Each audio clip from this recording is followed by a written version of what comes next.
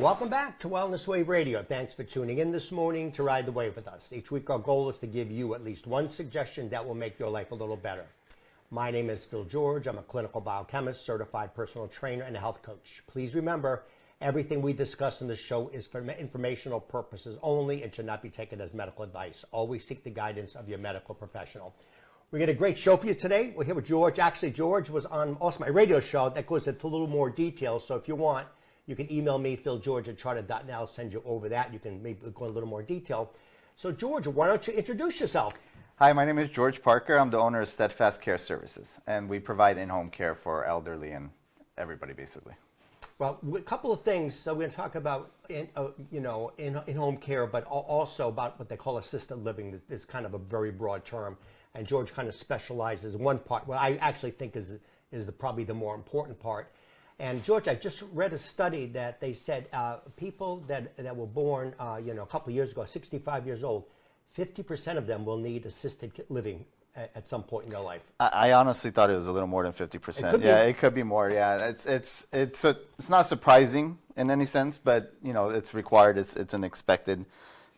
How can I say bad? It's not a bad thing, but it's something that's expected. It's part of it. You have to have it. Right, and obviously, we have two choices with this. One of them is they have assisted living facilities, and then they also have nursing homes. Yes. Now, the other thing that we talked about actually on the show is that, and I had this personal experience. I had my in-laws live with us for a while. They were independent. Then they couldn't live anymore. They were snowbirds. They go back and forth from Florida. Yeah. And at some point in time, they just couldn't do it anymore. So they sold their condo. And they wound up. We put a whole in-law apartment down. They had their own apartment, right? But they couldn't really take care of themselves. So we had 24/7 around-the-clock care for them. Right. So it's kind of that's what you do, right? Yeah, we provide 24/7 care. We provide anything from a minimal of 2 hours care if that's all you really need. Somebody that just come there and look out for them while they're at work or something like that. So we do anything from minimum of 2 hours a day to 24 hours a day. Right. In fact, that was the question. Before we came on, I was saying, George, I'm going to give you a question. I'm not going to say ahead of time. But you've already answered the question. Okay. So we have a friend, and her mother's in the 90s, and I think she's deaf, and she's in a facility, and her daughter's thinking she's not getting quite enough. So my wife wanted me to ask you, is that she could hire somebody from Steadfast to basically go in there for a few hours if they need, just to keep an eye? Is that something you do? keep an eye, help with anything, cleaning, cooking, whatever it might be, or just companionship in general. It could be as little as 2 hours. Most average are about 4 hours a day, and they do it maybe 3 times a week. That's the average, is what I've run into. I have somebody that wants 4 hours a day every single day of the week. I have somebody who wants 8 hours a day once a week. Like there's various of it, but yeah, we could do 24 hours, we could do 2 hours. It's not a problem, and it really covers everything you could think of that would require us to be there. Like when a caregiver goes there, we do everything except for what nurses do. Like we don't administer drugs or anything like that, or meds or anything. We remind them to take their meds. We are there to make sure they don't wander off if they have dementia or something like that. But it's a wide variety. If you need something, we are there for you, basically.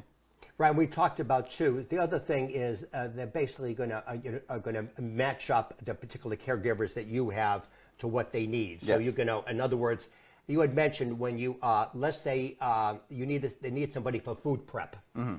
So when you get the aid to go in there, they're going to be good at food prepping. You're not going to put somebody in there maybe that necessarily, a good example. Yeah. When we had the 24/7, some of the times, and my father-in-law was pretty heavy. He was well over 200 pounds.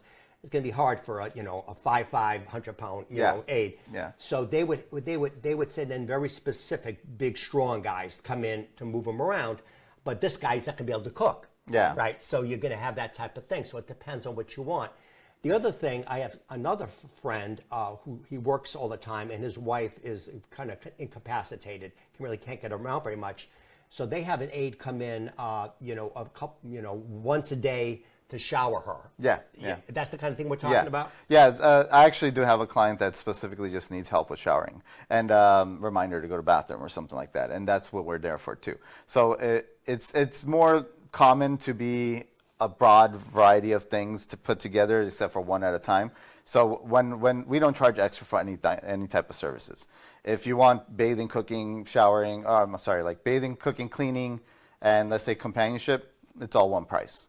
So if a person wants bathing, I'll go in there and say something like, well, why don't we help you with cooking too? Or why don't we tidy up a little bit while we're in the process? And they'll say, sure, why not? They'll say, how much more does it cost? I'm like, nothing. It's not extra. So when a person just wants one thing, we actually provide a lot more than just the one thing. Right. The other thing, we talk again on the radio show, and you keep, obviously, money's always an issue for everybody. And what you said, you looked at what the rates are there. You make sure you're always extremely competitive, if not the least expensive in terms of that. So in other words, there's not a lot of add-on charges and things like that. No. So you kind of get you get and there's no surprise at the end. By the way, and now there's a surcharge, for something like that. That's a good thing you mentioned that, because we actually do transportation as well. And a lot of people add extra fees for transportation when they run a caregiving business. We don't add that service. The transportation will be something as simple as we go buy your groceries or pick up your meds from the pharmacist, or drive you to the doctor's appointment, just hang out with you while you're there or something like that, or drop you off and pick you up, whichever you prefer. We actually provide a transportation service alone. If that's all you really want, we'll basically act as your Uber, Lyft, whatever, but we become your caregiver at the same time, and we're there. At least you recognize who we are. We're picking you up. We're taking you to doctor's appointment. You know who we are. We're going to hang out with you the whole time. We're not going to just drop you off and leave, and you have to go on another app or something, try to get us to come pick you up. So we don't charge extra for that. We have an hourly rate. We stick with the hourly rate, and that's what it is. And everything else that we do in between it is part of the business, basically.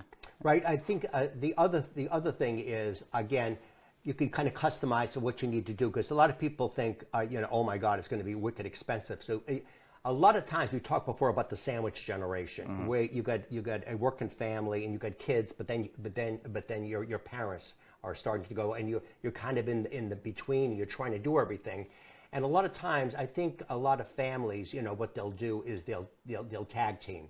So their brothers may do this. They may bring people in, but you may, for whatever reasons, you may need other things that they just don't have the time to do. Yeah, not only just other things in general, but like not being there at that specific time, and that's what they really want us there. Because I actually have a client right now that has 24/7 care, but 2 or 3 other family members are covering some of them. We're just covering the gaps. And we're there to cover in those gaps because, they know us, they trust us, and they want to make sure that the family member, in this case the mother who has dementia, doesn't wander off. Wandering off is one of the biggest concerns when it comes to dementia, because they're like, oh, they live on their own, they'll be fine, they'll be safe, they're in an apartment complex or whatever, or their own home, but the moment they walk out that door, they're not going to remember how to get back. So that's why we fill in those type of gaps, so they have 24/7 coverage and 24/7 care, and someone's there to always look out for them, so they wander off or something. Yeah. Right. The other thing, in terms of, I give a lot of seminars on Alzheimer's and dementia. So looking at it from the neurological point of view is what happens. And you talk to almost any parent, they're going to say, I don't want to go to a nursing home. They definitely don't want it. And you as the child are going to feel guilty if you have to put him in a nursing home. So what will happen is, the other thing we talked about, George, was George will come into the house and he'll make sure that things are safe, that there are no loose rugs. Yeah. You may have the bars in the shower, and you work with a contractor that can go in there too. So yes. You can go there and see exactly what happens, because good example with us, what happened when my in-laws lived with us is, you mentioned this on the show actually, sometimes they had to be put in a wheelchair. And there's a step over there, and the step's easy to miss. So yeah. they put in a little ramp, yeah. So they could walk over, so they're not going to. Because again, the other thing we found, anybody that's older that trips and winds up breaking bones and stuff, that's really, really bad. Oh yeah. The moment you break a bone, you're basically in a rehab center for months and months, and it's worse than being in a nursing home. We want you to stay in your home, so we fill in that gap, from a rehab center to the home. So you actually stay in your home. So there's something like that, an accident doesn't happen where you're actually, some little fall that could have been prevented by our caregiver is going to lead to something that's more expensive for one, and then you're not going to be in your home for many months. Why have that when we have a caregiver there to assist with something like that to prevent it? Well, the other thing I like, George, is George actually owns the business. Yes. Okay. So what happens is there's a lot of businesses that are basically franchises. So I could I I know. So I'm going to give you an example. Yeah. So right now they call it the graying of America. 65, you're getting older and older, and it's going to get more and more people, because more and more people, even in their 40s, are coming down with a little bit of dementia. So the thing of it is, I want to invest in a business. So I said, what business? Well, this is great. So what I'll do is I'll go to ABC Home Care Company, and I'll give them $10,000, what I'm going to give them. And then they'll advertise on TV, this, and this, and everything else. Will get the advertising. And then and I don't know anything about this, but I'm going to hire other people to do it. So what happens is you kind of lose control of what's happening with it. So George, why don't you tell us a little about your story, how you're different than somebody that's going in there blind and don't know what they're doing?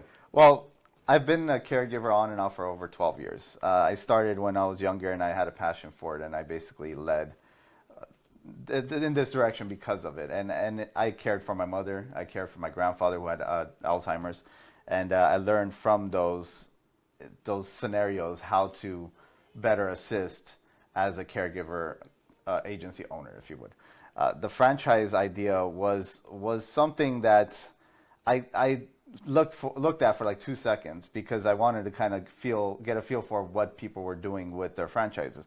And the worst part about the franchise is not only because there's a large startup cost, it's like $50,000. It's not even 10, it's like $50,000. And then on top of that, they take a percentage from the money that you earn, if that makes sense. So because they take a percentage of the money that you earn, the cost of a franchise when it comes to like an agency is a lot higher, because they need to cover that cost, that percentage that they take from you at the end of the year or the month or the season or whatever it is, or the quarter, sorry.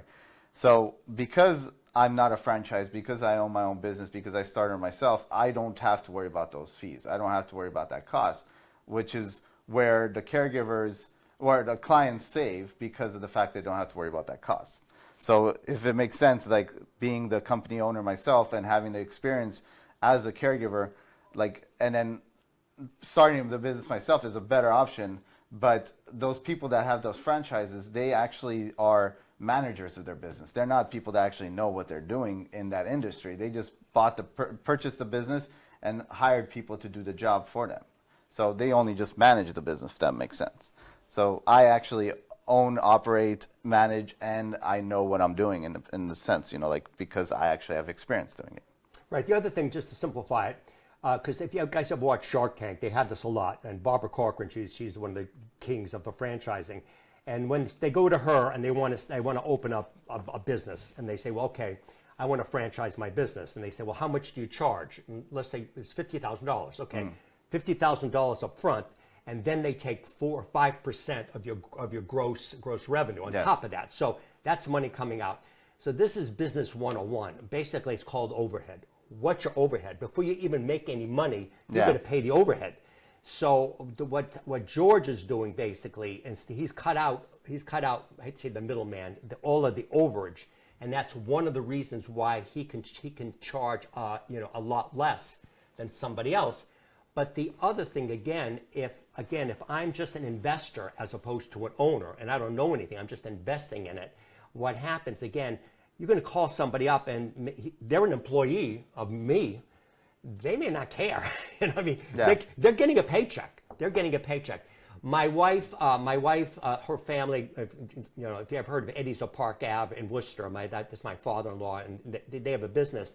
So my wife's been in business, and she learned from her father-in-law. And anybody, if it's your business and your name is on that door, you have a lot more pride in it, because I started it, and I want to make sure it succeeds.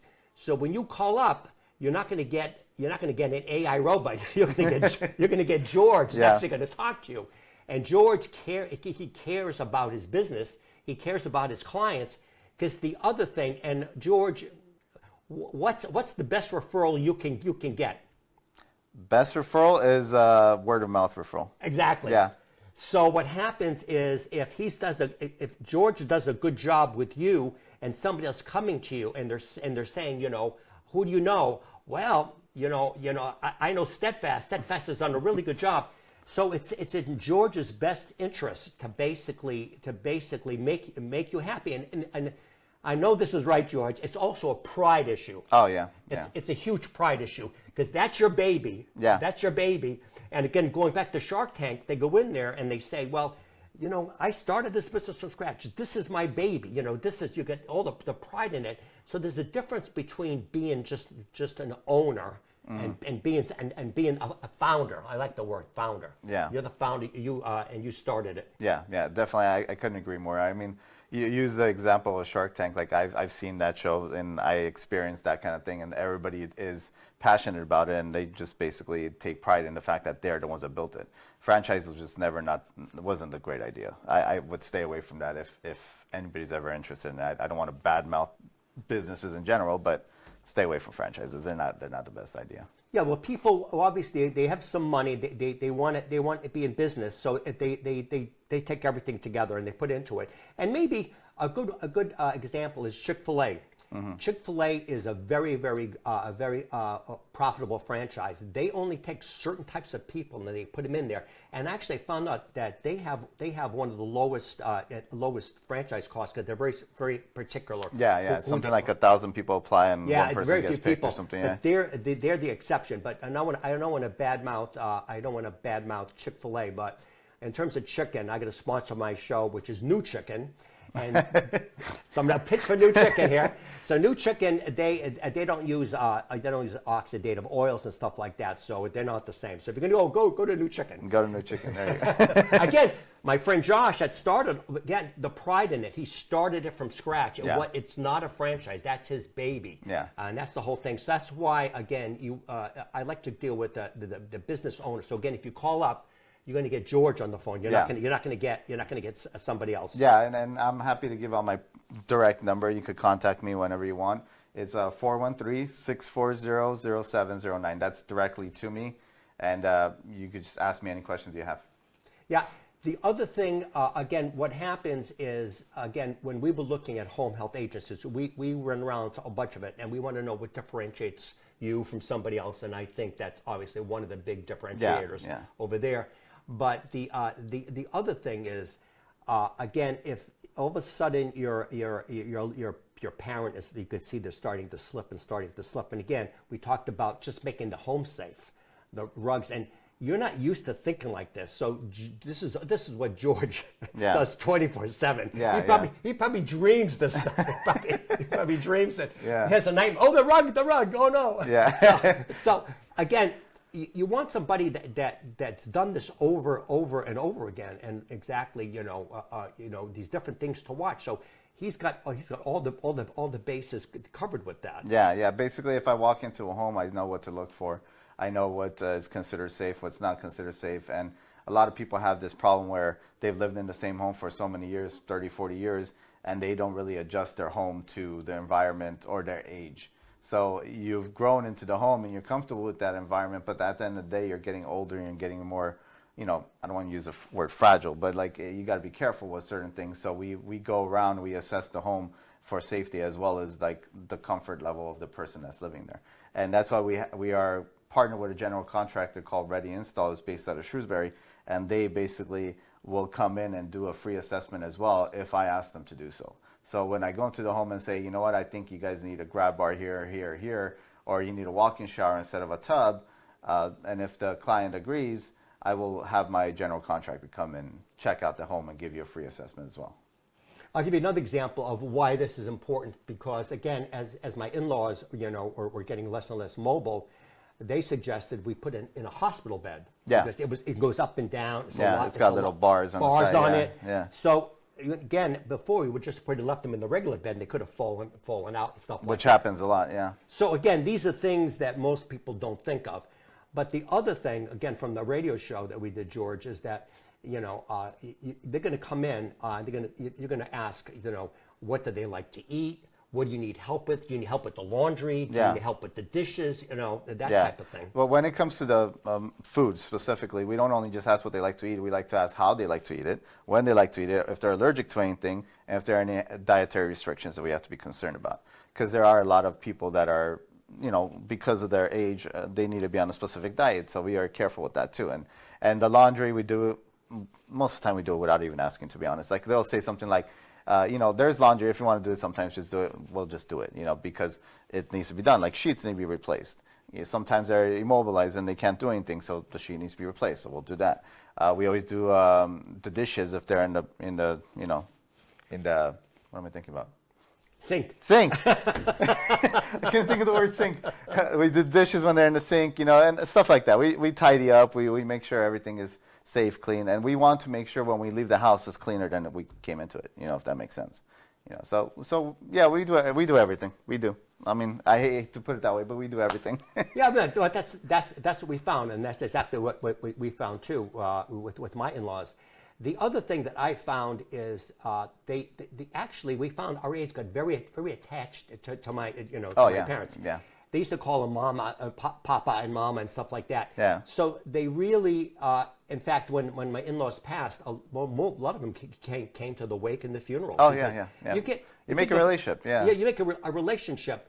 The other thing we talked about on the show, George, was sometimes personalities just don't match for whatever reasons. Yeah. And we found that, and sometimes this particular person, for whatever reasons, there wasn't a match. Mm-hmm. So then we replace. Yeah. They could be good. They could be good with somebody else, but everybody's different. Yeah. That's why we have a large range. Not range. That's not the right term. We have a large group of caregivers.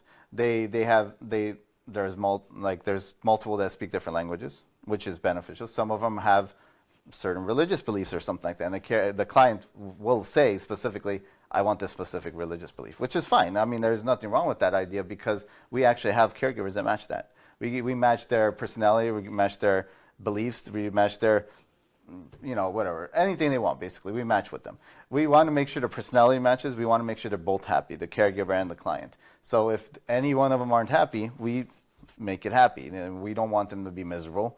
We don't want them to hate that they have a caregiver there because we want them to be friendly. We want them to make friends with them.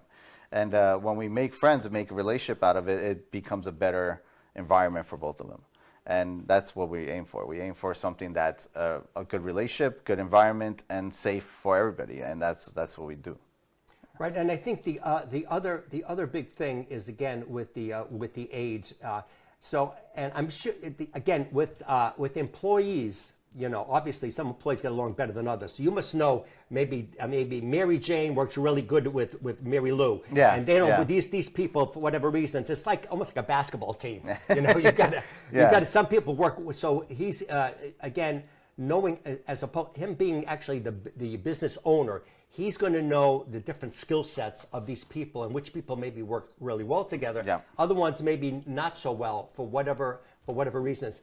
Because it occurred to me, what happened is we had a lot of people that are from Africa, and by the way they're fantastic because they just seem like they really respect older people. They connect really well, the cultures like that. But then we were told they're from Ghana, from the different parts of Africa, and what I found interesting is that they told us this particular tribe. They see the women as being very bossy, and this one. So these two people are going to butt heads. So we can't put these because the culture is such a way. Yeah. So again, it's crazy. But again, I wouldn't have never known that. But again, these are your employees. You're going to know who works well together, who doesn't. Yeah, I mean, it's interesting you put it that way. But yeah, like I have a couple of employees from Ghana. Yes, they're from there, and they are actually very professional. As long as they're professional and friendly. And some people just want professional. Some people just want friendly. It depends on how they want it. Like somebody just wants to be a companion to this person, but the caregiver is like, oh yeah, okay, I could be a companion, but I also want to do X, Y, and Z. And they're like, well, I don't need that, So like I have CNAs on staff, I have HHAs on staff, and actually I'm hiring a nurse too to have on staff. And each person has their professionalism, their way, their attitude, their personality, and all that stuff comes into play, and we make sure we match correctly. And I get a feel when I do an in-person consultation, which is completely free. You could just call me and say, hey, I want to learn more about this and tell me more about what we could do.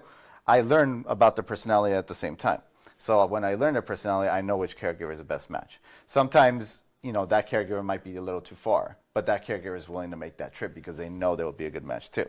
I try to keep everybody within 10-mile radius, of where they live, so they are not inconvenienced in the process. But at the end of the day, if the caregiver is willing to do it, I'm happy for them to do it because I want the best match for the client.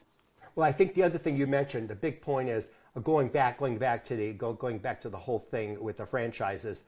They're going to be concentrated in the big cities where they have a lot of population because they want everybody to go around. One of the things that George does that is different is he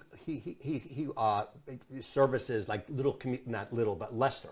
So small, or a town, this and this. So you don't have to be in a big city and stuff like that because you have people all over. Yeah, so my caregivers cover literally Worcester County, any part of Worcester County. Small towns, big cities, it doesn't matter. I have a couple in Worcester, but I have Shrewsbury, I have Auburn, I have Southbridge, I have Sturbridge, I have Holden, caregivers everywhere. And when I say the 10-mile radius, they're within that 10-mile radius. So, I cover Worcester County, basically. And I'm not going to pick and choose because, you live in a small town, I don't want to send my caregiver there. No, it's not going to stop me from doing it because I want you to be able to get the care that other companies are not able to provide. Like when we said the franchises are restricted to specific zip codes. That's right. Not me. I cover entire Worcester County. I don't want somebody to call me from Southbridge and I say, no, I can't because I don't cover Southbridge because of my restrictions of my franchise. And no, I'm not going to do that because I'm not that kind of business. I have my own business and I run it the way I like, and this is how I want to run it because the people in the smaller towns deserve care that large companies don't give. And again, that's why you have to be careful when you see these ads on TV because again, that's all overhead. Okay, Yeah. Where they have to run, it costs hundreds of thousands of dollars to run these ads all over nationwide on TV. So again, that's overhead. So it's like any business. I don't know if you remember Spags. No, I don't remember. Okay, so the people out there, Spags, became really famous right in Shrewsbury, and he was the first discount store. Okay. And what happened is he would buy things in bulk. So you would walk in there, and everything, the shelves would be filled up. They didn't give you bags or boxes, so they kept the cost. The overhead is like nothing. There's no fancy shelves, none of that stuff. So it's basically like it's kind of like BJ's and stuff like that. Okay, yeah. But he was the first one to actually do it. So it's like any other business. If you keep your overhead low and stuff like that, then you can charge less. And I think even provide better service. Yeah, I think so because it's more timely, it's quicker, and the one thing I didn't mention yet is that we provide care within the 24-hour period. So if you want it tomorrow, we could be there for you tomorrow. It really depends on your needs. Like I actually had a client, he's like, I need it in 8 hours. I was like, I could pull it off, and I called a few people and got things lined up, had everything signed and ready to go, and they were ready to go within 8 hours. But even an example would be, let's say you have a relative that winds up again falling down, breaking their hip or something like that, or something happened where they're incapacitated, maybe not forever, but you just need somebody short term to get through there to help them out. I had a hip replacement 20 plus years ago, and again, I couldn't get around. Fortunately, I had the people, but that would be a good example. Also, I had a rotator cuff tear. I had a hard time with that. So they could even temporarily bring somebody in just to cover that point. Yeah. Because again, if you have trouble getting around, I mean, you could wind up hurting yourself even more. Yeah, my very first client actually had a knee surgery, and after the knee surgery recovery was done within 3-4 months or whatever it was, I don't remember how long it was to be honest. But after that, they're like, no harm. There's no harm in that process. We're there for you when you need us, and when you don't need us anymore, we're not there anymore. It's okay. That's not a problem. So yeah, we could do short terms, not a problem. Okay, so we're coming up towards the end. Any couple other things you just want to add, George? Yeah, you can reach me at mass.care. That's our website. It'll redirect you to our direct website. Our phone number is 413-640-0709. That's direct to me. And feel free to call me if you have any simple questions or any type of questions you need, or if you just want to meet up and discuss the care you need. Basically, we're there. Right. Or you can email me, philgeorge@charter.net, and I'll go straight over to George. But again, I don't have anybody on my show that I wouldn't use myself. So okay. I don't. I appreciate it. Because it's my reputation on the line too. So I mean, that's what I care. So I don't put people on that are snake oil salesmen and things like that. So if you're looking for something, and again, if it's short term or long term, George will work with you and basically figure out exactly your needs and make some suggestions. And again, it's his business and it's his reputation, so he'll take care of you. Okay, guys, thanks so much for coming. Thank you very much. Thanks for coming on. Thank George. you so much. Thanks. One of the most common questions I'm asked as a biochemist and health coach is, what are the best supplements to take? Choosing supplements is a tricky business. Many companies have poor quality control and questionable ingredients. In the past, I had to send clients to several different websites. I am now able to offer one-stop shopping for all the quality brands I recommend with no shipping cost and a lower price in most cases. Just email me, philgeorge@charter.net, for a free consult.